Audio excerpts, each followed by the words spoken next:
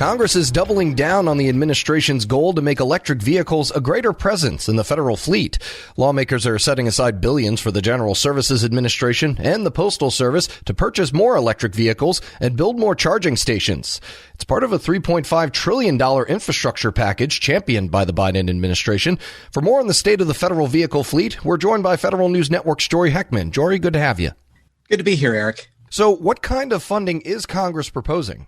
So of that $3.5 trillion that you mentioned in the lead here, Eric, the House Oversight and Reform Committee is proposing giving GSA, the General Services Administration, and the Postal Service $12 billion combined to make the federal vehicle fleet more electric.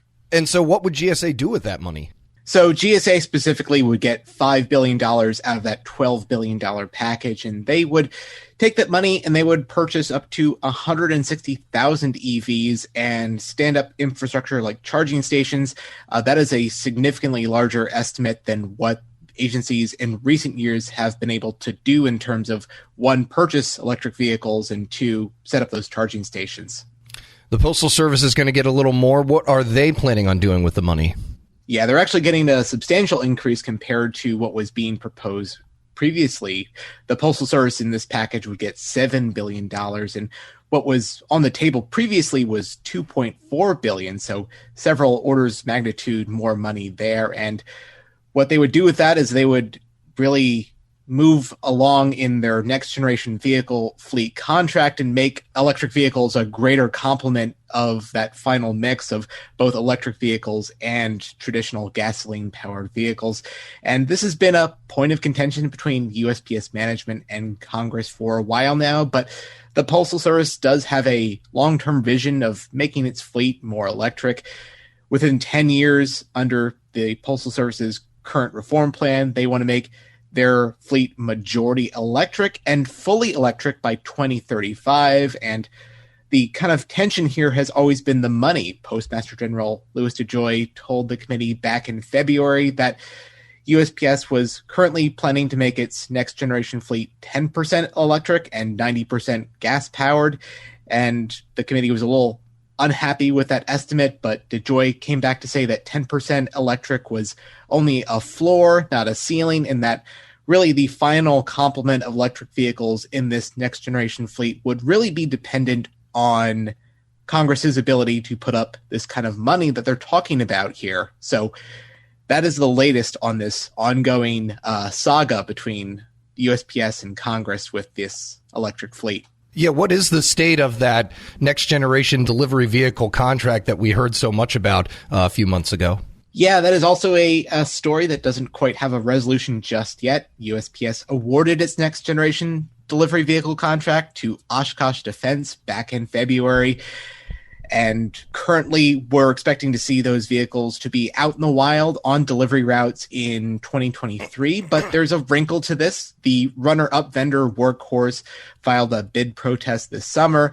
It argued that it was unfairly taken out of consideration for a test track driving incident that it maintains was the fault of a USPS driver who was testing out a prototype vehicle. That is still battling out in the courts, and that, depending on how long it's going to go, may have some complications for whether we'll actually see those vehicles out in 2023 like we have expected so far. And so what are some of the other challenges besides contracting difficulties that you were just talking about that agencies are going to have in electrifying the federal fleet? Yeah, it's a lot easier said than done. Currently, electric vehicles make up less than 1% of the total federal vehicle fleet. And when you think back to GSA having this money to buy hundreds and thousands of electric vehicles, agencies only bought 200 electric vehicles last year.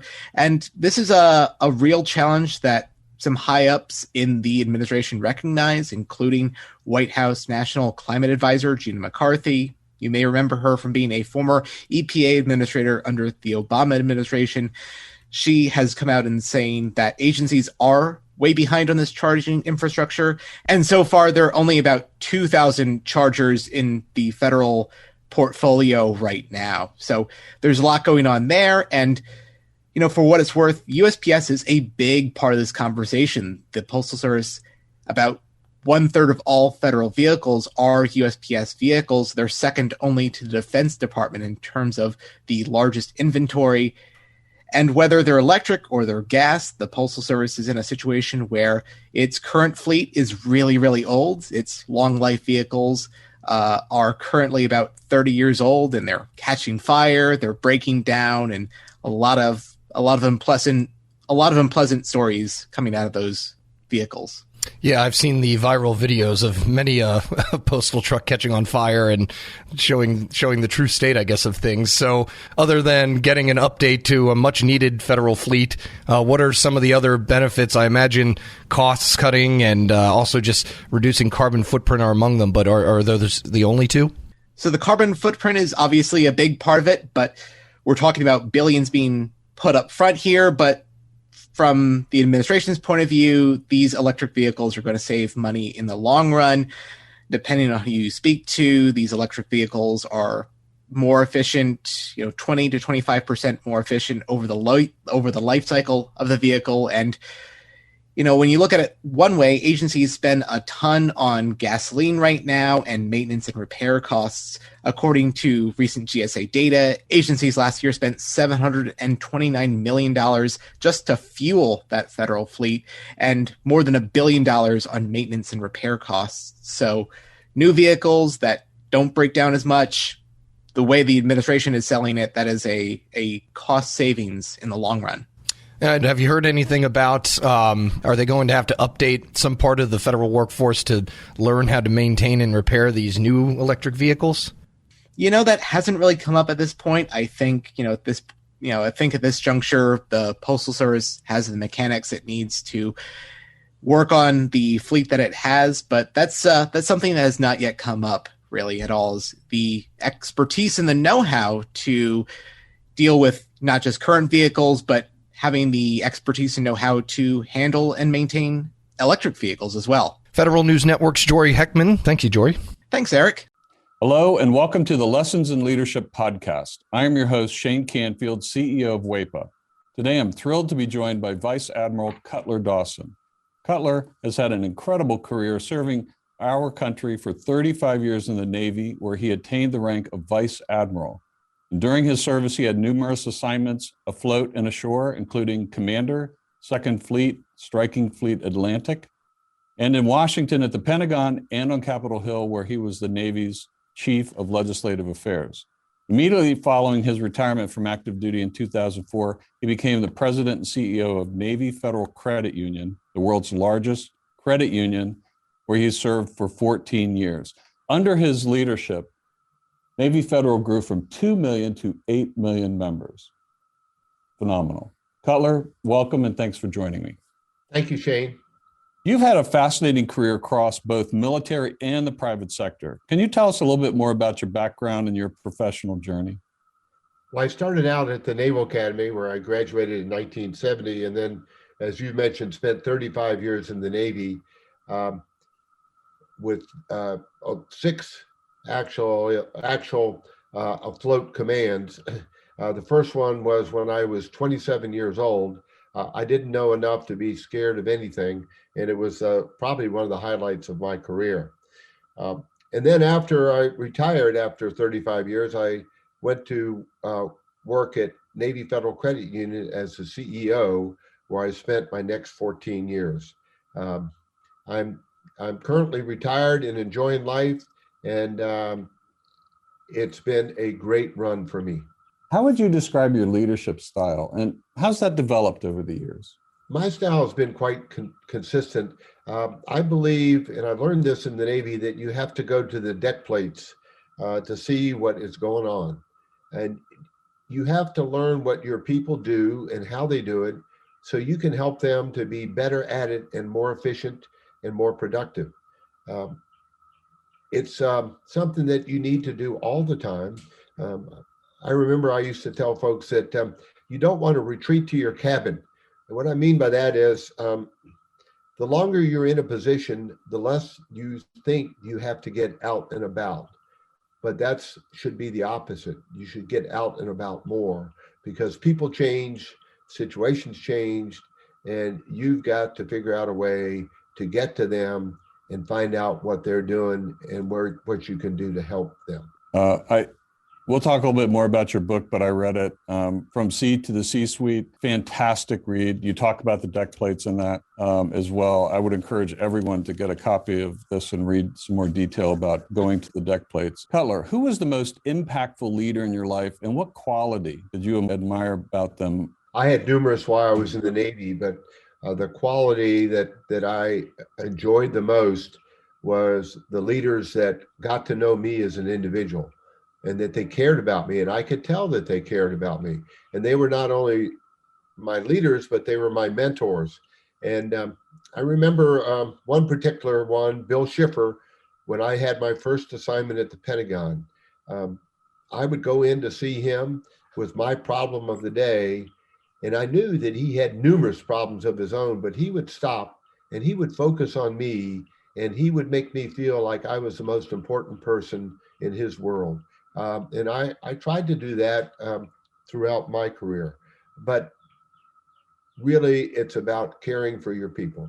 Cutler, in reading your book, there was a quote you used to inspire those people that work for you. And it really got my attention. And it was, you are the captain of your own ship. I wonder if you can talk a little bit about what that means and how it was useful to you and the leaders you were developing.